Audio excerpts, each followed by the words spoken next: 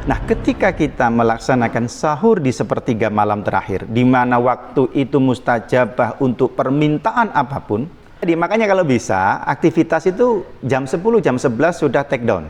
Oh, gitu, khususnya di Ramadan, khususnya di Ramadan. Saatnya pembakaran, kita malah lay down, tidur, itu kalau bangun kita pasti lemes. Terlepas dari niatan yang baik, tapi kalau tekniknya tidak baik, tentu goalnya tidak tercapai. Sebenarnya, body kita tuh punya alarm kok. Dalam sebuah hadis Nabi mengatakan tasahharu fa inna fis sahur barakatun. Bahkan di riwayat yang lain walaupun hanya seteguk air minum. Maka mumpung kita ketemu di Ramadan ini, yuk ini flash sale.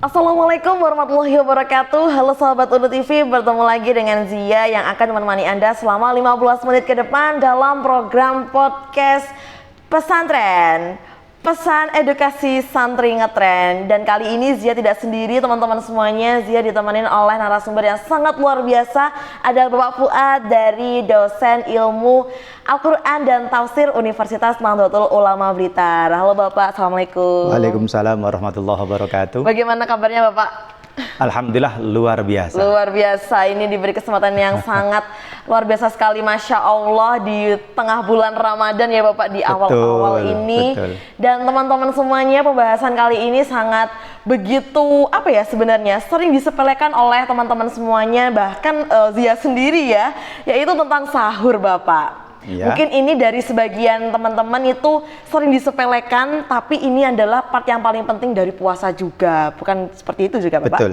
Oke. Jadi di sini teman-teman semuanya kita akan membahas tentang keutamaan waktu sahur.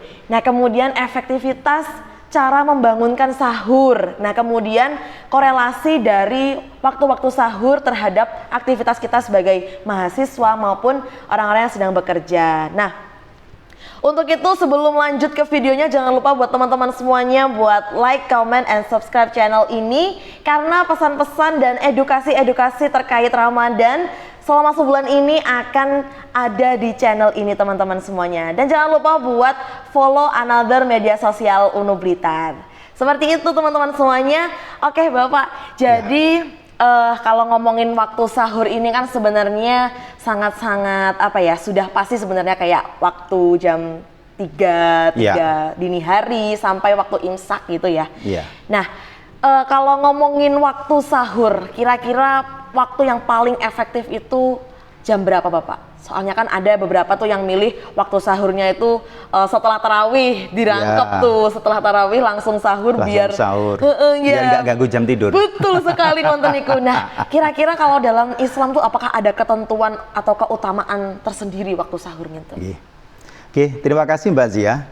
Yang pertama terima kasih sekali atas undangannya UNU TV terhadap saya. Sebuah kebanggaan bagi saya untuk bisa kolaborasi dengan teman-teman di UNU TV. Berbicara mengenai waktu sahur atau sahur itu sendiri sesuatu yang memang satu paket dengan puasa itu sendiri. Karena Nabi juga mengatakan, Nabi dawuh bahwasanya tasahharu fa inna fis sahur barokah. Sahurlah karena di dalam sahur itu ada barokah. Nah, konsep barokah ini juga berimbas diantaranya kepada waktu sahur. Di dalam Islam, waktu sahur itu yang terbaik adalah sepertiga malam terakhir. Sepertiga malam terakhir. Jadi andaikan malam itu dia bagi 3, maka kira-kira waktu sahur itu ya kira-kira jam 3. Jam 3 gitu. Jam 3 kira-kira jam segituan.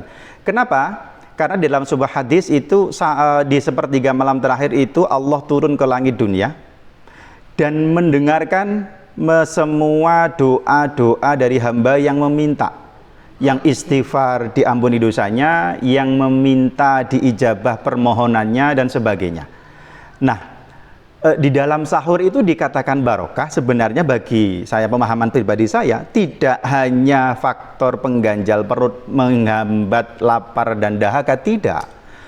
Karena di dalam sahur itu sebisa mungkin terselip tahajud misalnya, walau kana rakaataini, walaupun hanya sekedar 2 rakaat saja. Dan di sana ada terselip doa. Tentu ketika kita makan dan minum pun pasti diawali dengan doa. Allahumma barik lana fima rozaqtana wa qina adzaban. Itu juga doa. Okay. Nah, ketika kita melaksanakan sahur di sepertiga malam terakhir, di mana waktu itu mustajabah untuk permintaan apapun, maka apa yang terjadi ketika kita sahur di sana? Jadi double, bahkan triple keuntungan. Satu, tentu perut terisi makanan dan minuman yang siap untuk beraktivitas seharian esok. Yang kedua, doa itu terpanjat di waktu yang mustajabah, di mana persentase diijabah tentu lebih besar daripada tadi yang mungkin sahurnya ba'da tarawih. Okay. Dengan alasan biar nanti long time tidurnya, misalnya gitu. Yang ketiga apa? Dengan kita bangun lebih awal, kita tentu akan lebih ready untuk beraktivitas daripada misalnya kita bangunnya mepet subuh, tentu nanti sahurnya nopo bahasa Jawanya itu kedandapan, tergesa-gesa, gitu, tergesa-gesa, yang mungkin kalau secara makan tentu tidak akan senikmat yang sahurnya berlahan-lahan. Gitu. Jadi dalam Islam itu yang saya pahami diajari kalau sahur itu kalau bisa sepertiga, bahkan kalau salah satu guru saya itu bilang kalau bisa Ramadan itu jam 11 sudah istirahat. Sudah istirahat, nanti jam 2 atau jam setengah 3 kita wake up bangun, kita mulai aktivitas. Mulai dari misalnya wudhu dan sholat tahajud walau kana rakaataini, walaupun hanya 2 rakaat. Lalu memunajatkan doa, saya kira kalau kita jam 3 mulai aktivitas, setengah 4 selesailah. Nah, setengah jam terakhir itu kita bisa gunakan untuk makan, minum, termasuk prepare untuk saya besok mau ngapain. Nah, ini yang saya bilang, kenapa bangun jam 3 itu minimal ada 3 keuntungan, sahur pasti terjamin, kita lebih siap untuk menghadapi kegiatan di esok pagi. Yang ketiga adalah insya Allah doa-doa kita akan didengar oleh Allah Subhanahu wa Ta'ala. Oke, seperti itu nggih Bapak. Ya. Tapi mungkin dari sebagian orang itu menganggap bahwa ketika kita bangun lebih awal kan kita malah lebih ready untuk menjalani aktivitas di paginya atau siangnya nanti. Ya. Nah, tapi untuk sebagian orang juga ada yang berpendapat bahwa ketika kita itu baru bangun jam 3, misal sudah melaksanakan sholat, sudah melaksanakan tadi sahur. Yeah. Nah, dia merasa bahwa kurang ini waktu tidurnya. Yeah. Nah, seperti itu. Perlu digarisbawahi bahwasanya kadang-kadang kita ini, coba mbaknya saja tidur kira jam berapa? 12? Kalau jam 1? Jam. Itu ngefek tentu. Yeah. Tadi makanya kalau bisa aktivitas itu jam 10, jam 11 sudah take down. Khususnya di Ramadan, khususnya di Ramadan. Kenapa? Karena esok pagi itu ada kegiatan yang nggak bisa kita hindari berupa puasa. Beda di hari biasa. Terus yang kadang-kadang ini orang salah artikan ketika ba'da subuh itu kita karena merasa ngantuk terus tidur. Ingat kita punya siklus biologi loh ya, di mana ketika karbo ini dibakar, saatnya pembakaran kita malah lay down, tidur, itu kalau bangun kita pasti lemes. Oh gitu ya? Ya, karena itu siklus biologi sebenarnya. Maka andekan kita ba'da subuh itu tidak tidur, maka sebenarnya kita fresh untuk kegiatan. Kenapa? Kita habis kemasukan karbo, habis asupan energi banyak, oleh tubuh dibakar sehingga itu ready to use. Saat karbo itu tidak digunakan, kita malah tidur, itu menjadi karsinogenik. Bahasa kedokteran itu yang saya pahami begitu. Maka kadang-kadang kita salah artinya di situ, salah penempatannya. Iya, sepertinya relate dengan kula, Pak. Jadi kalau ketika kalau siklus kula kan bangun jam 3 sahur, setelah itu sholat untuk gap antara sholat tahajud, sahur dan waktu sholat subuh itu kan juga lumayan 1 jaman ngonten kan. Nah niku kula gunakan untuk biasanya tadarus ngonten. Nah setelah itu sholat subuh tidur lagi kula. Pinginnya save energi kan? Nah, pinginnya save energi. Justru itu salah. Salah, Jay. Salah. Karena karbo saatnya itu dibakar, harusnya menjadikan energi yang bisa digunakan, kita malah tidur. Sehingga itu karsinogenik. Kayaknya bisa dicoba ya ini teman-teman yang ada di rumah. Justru kalau dibuat tidur ini malah lemes. Malah lemes. Cek saja. Enggak, kalau saya ketambahan, tambah lapar. Seperti itu. Tapi kalau untuk sebenarnya membangunkan sahur itu sebenarnya ada tips-tips tersendiri nopo mboten sih? Begini, sekarang apalagi di Nusantara ini teknik membangunkan sahurnya banyak ragam nggih. Nah, betul. Mulai ada yang pakai ronda, Nggih. ada yang pakai sirine, Betul. ada yang pakai mungkin memukul tiang listrik atau tiang Nggih. telepon, lonceng. Bahkan akhir-akhir ini yang ngetren itu pakai sound. Ya, betul. Dan ini tentu bertentangan dengan kebijakan Pemda yang akhirnya sudah dirilis. Bahkan di beberapa daerah kemarin sudah ada penyitaan oleh pejabat berwenang. Nah, kalau zaman Nabi dulu itu dalam membangunkan sahur itu menggunakan azan. Siapa yang azan? Itu Bilal.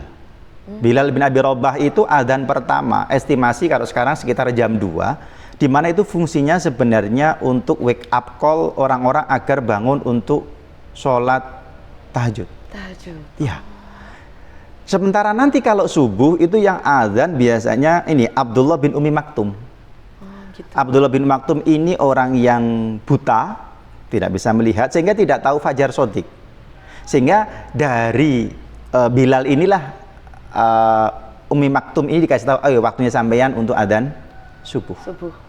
Nah ini. Nah dulu kenapa menggunakan adzan? Dulu ada menara ya. Yang satu di antaranya yang harus difahami, ini yang harus diedukasikan ke warga. Tidak semuanya yang dari Arab itu harus bisa dikupas apa adanya. Ya. Kenapa adzan? Madinah itu kota, di mana populasinya padat. Tata ruang letak kotanya itu sangat berhimpitan, sehingga ketika ada orang beradzan itu mayoritas terdengar. Okay. Kita kalau hidup di Kabupaten Blitar, apalagi dari Dauan, orang adzan nggak ngefek karena nggak dengar. Jarak antar rumah dengan masjid atau musola relatif berjarak. Ini tentu perlu dieval. Tetapi kan di kita itu sekarang berkembang teknologi berupa toa. Ya nggak sekarang sih, sebenarnya dulu ya. Terus ada semacam kalau menanda biasanya kalau Ramadan khususnya itu ada yang murotal. Pakai Quran. Entah orang langsung atau MP3. Ya, kebanyakan MP3, tapi alhamdulillah di tempat saya itu orang langsung. Nah, itu sampai membangunkan mulai jam 3 sambil nanti di sela-selanya itu Bapak Ibu waktunya sahur dan sebagainya dengan nada masing-masing, terus dilanjut nanti kepada tarhib untuk imsak. Nah, kalau ngomongin tips untuk membangunkan sahur lewat toa nggih, ini sempat kula niku kemarin scroll TikTok itu ada beberapa Gen Z yang membangunkan sahur lewat toa masjid, tapi itu kayak terkesan napa nggih? Teriak-teriak yang nggak jelas ngonten. Nah, apakah niku mengganggu unsur etika nopo ada yang menyeleweng ngonten? Di mana bumi dipijak, saya kira di situ langit harus dijunjung. Niatan baik, objek yang baik itu harus disertai dengan kaifiyah atau teknis yang baik. Wasilah yang baik. Niatan yang baik kalau wasilah, teknik atau caranya kurang baik, tentu goals-nya tidak akan tercapai. Yang ada malah komplain dari warga. Niatnya baik, membangunkan, cuma caranya yang ada yang teriak-teriak betul seperti yang Mbak tadi sampaikan. Tentu kita harus misalnya pakai toa, teknisnya kita budaya timur tentu misalnya dengan bahasa Indonesia minimal atau dengan bahasa Jawa kita, atau putar aja murotal, orang tahu kok. Saya kira tentu wasilah atau kaifiyah atau teknik ini perlu menjadi perhatian tersendiri, terlepas dari niatan yang baik. Tapi kalau tekniknya tidak baik, tentu goalnya tidak tercapai. Wah, itu ya teman-teman semuanya. Jadi ketika mau membangunkan orang-orang sahur juga harus dengan cara yang baik ya Bapak. Betul, dengan cara yang baik. Nah, kalau ini sharing juga nggak Bapak, mungkin bisa diambil faedahnya oleh teman-teman yang ada di rumah. Dulu tuh saya kalau masih SD itu dibangunkan sahur tuh bawaannya pengen ngamuk gitu Bapak. Nah, barangkali teman-teman yang ada di rumah punya adik yang susah dibangunin sahur, ngamuk-ngamuk. Nah, itu kayak gimana ngatasinnya Bapak? Pastikan jam tidurnya anak itu tercukupi dulu. Tercukupi nggih? Kadang-kadang, ngapunten, tidak semua tapi rata-rata. Tidak semua tapi rata-rata. Adik-adik kita itu sudah, adiknya Gen Z itu apa ya? Adiknya Gen Z itu Alpha. Gen Alpha. Mereka sudah lebih akrab dengan gadget daripada kita. Oh, betul. Ya, artinya kadang-kadang mereka kelihatannya di kamar cuma tangannya istighfar. Istighfarnya gini. Istighfar, ya cukup dengan 2 ibu jari. Ini akhirnya mereka ngefek di awal jam tidur. Oke. Nggih.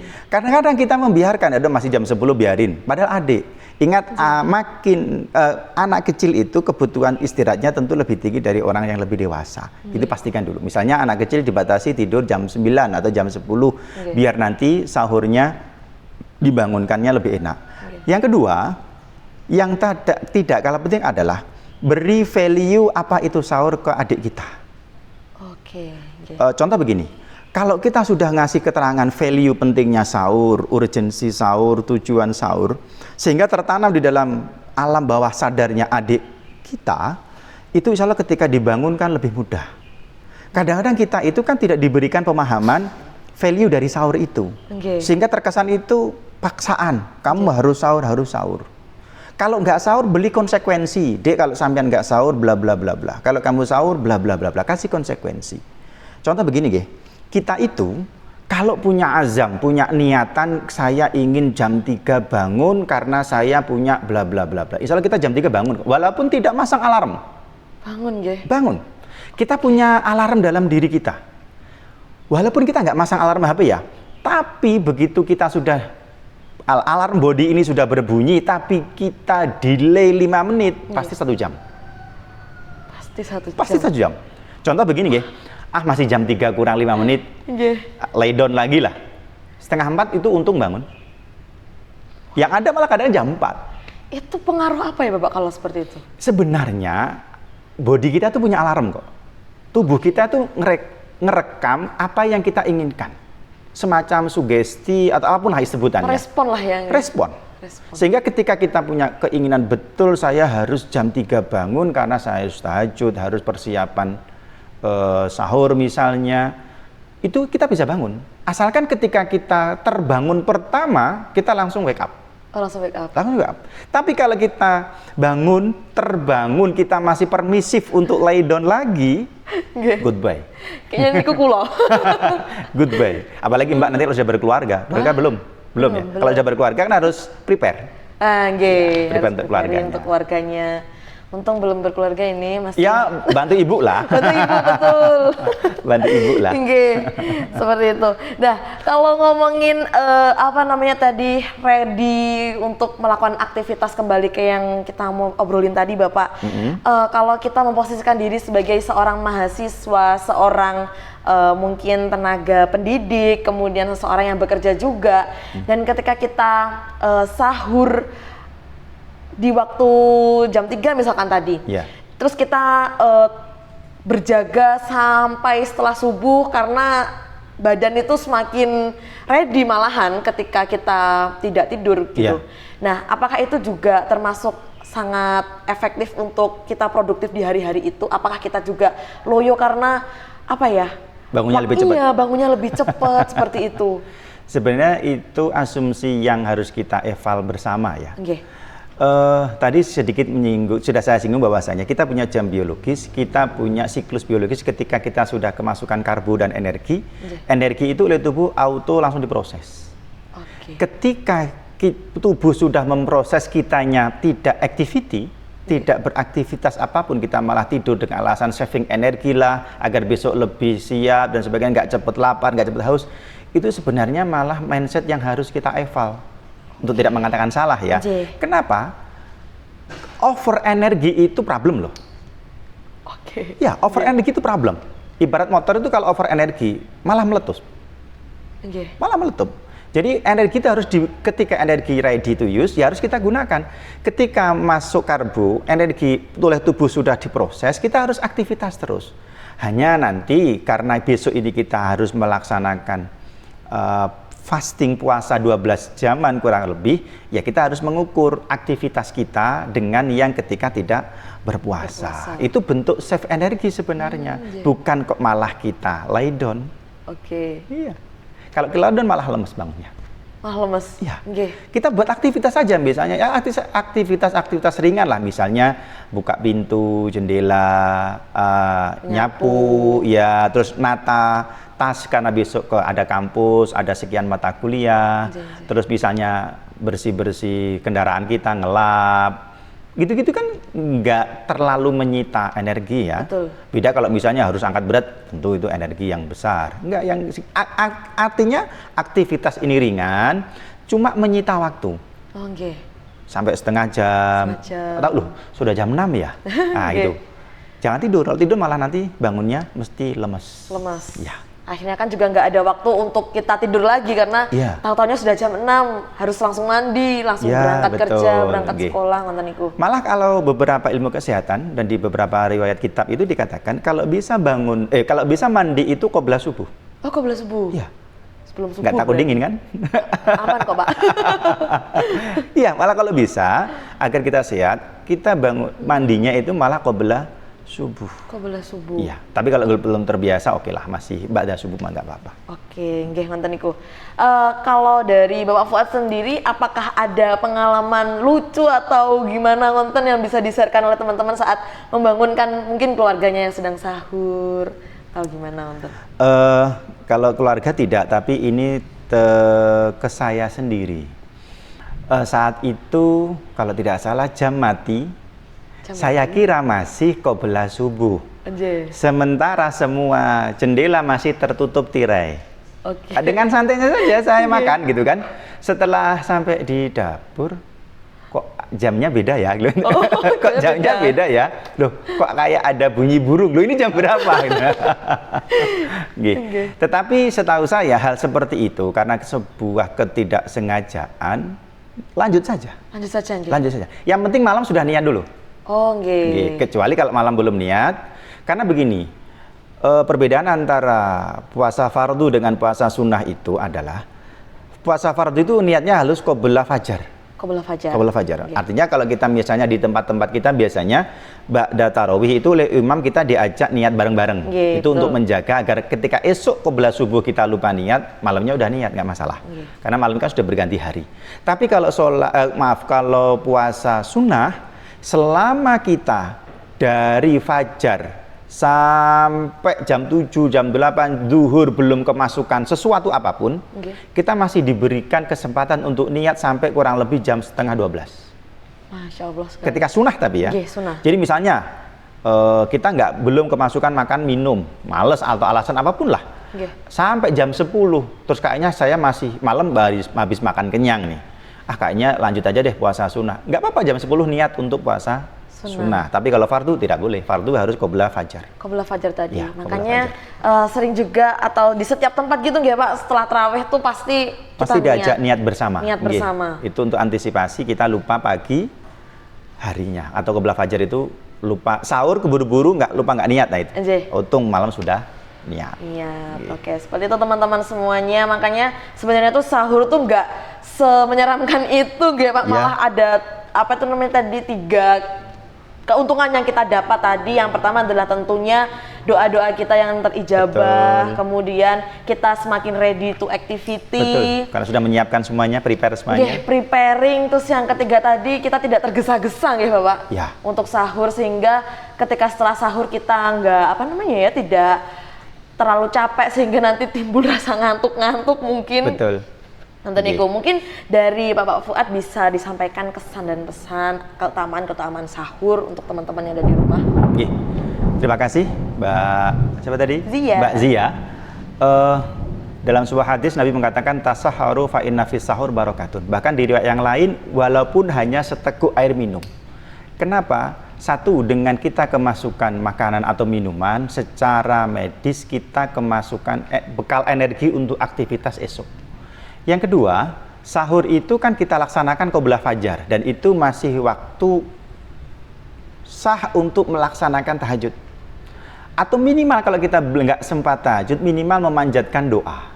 Tentu itu waktu-waktu yang kalau di dalam anak sekarang flash sale. Flash sale, iya. Itu kan flash sale itu kan nggak lama kan? Karena singkat saja. Itu sangat disayangkan kalau kita melewatkan hal itu. Apalagi ini Ramadan loh. Bukan Januari, ini Ramadan. Bukan Januari, iya. Karena guru saya bilang, beruntunglah orang-orang yang bertemu dengan Ramadan. Kenapa guru? Begini. Negara atau orang itu sudah menemukan alat kecepatan alat ukur angin, tapi belum pernah ada yang menemukan alat ukur umur. Kita tidak tahu tahun depan apakah bertemu dengan Ramadan atau lagi atau tidak. Maka mumpung kita ketemu di Ramadan ini, yuk ini flash sale. Saatnya kita nggak beli, borong. Nggak beli, ini saatnya borong. Maka sangat rugi ketika kita waktunya flash sale malah woles. Harusnya gercep. Harusnya gercep. Kalau perlu bawa troli segede-gedenya. Satu diantaranya apa? Sahur, tahajud. Ya kalau tadi semuanya kan Mbak, ini adalah deres Al-Quran dan semuanya. Dan jangan salah, selama Ramadan ini saya kira tidak hanya ubudiyah ansih yang sifatnya seperti itu ya. Kita bersosial.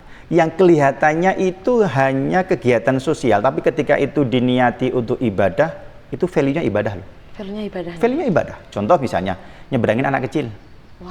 Datang tepat waktu. Rembukan dengan teman-teman untuk something, untuk kegiatan sosial, bagi takjil dan semuanya. Itu ibadah loh. Yang kelihatannya hanya semacam geradak-geruduk kegiatan sosial. Enggak, itu ibadah. Ya. Bakti sosial juga gitu, Pak? Iya, betul. Dan jangan salah, puasa itu sebuah ibadah yang kalkulasinya hanya Tuhan yang tahu. Malaikat tidak tahu. Kalau sholat sendiri sah 1, jamaah 26, ada yang bilang 27 yang masyhur. Sedekah mentok di 700 lipatannya. Tapi kalau puasa, wa ana abdi bi, dan saya yang memberikan langsung. Insyaallah. Jadi bukan malaikat tidak tahu. Ya. Langsung Allah sendiri. Maka waktu piti yuwa ketika flash sale tidak borong, hanya beli. Apalagi kredit. Kesempatan ini seharusnya Pak. Ya. Nonton, terima kasih banyak Bapak. Sama-sama. Meluangkan waktu untuk sharing-sharing bersama sahabat UNU TV yang ada di rumah. Semoga bisa bermanfaat ya tentunya. Amin. Dan buat teman-teman semuanya, terima kasih telah luangkan waktunya teman-teman untuk melihat edukasi dari program podcast pesantren pada sore hari ini. Tentunya teman-teman, kami mengucapkan terima kasih banyak atas teman-teman semuanya. Jangan lupa buat like, comment, and subscribe channel dari UNU Blitar dan another media sosial lainnya. Sampai jumpa di segmen selanjutnya. Wassalamualaikum warahmatullahi wabarakatuh. Waalaikumsalam warahmatullahi wabarakatuh.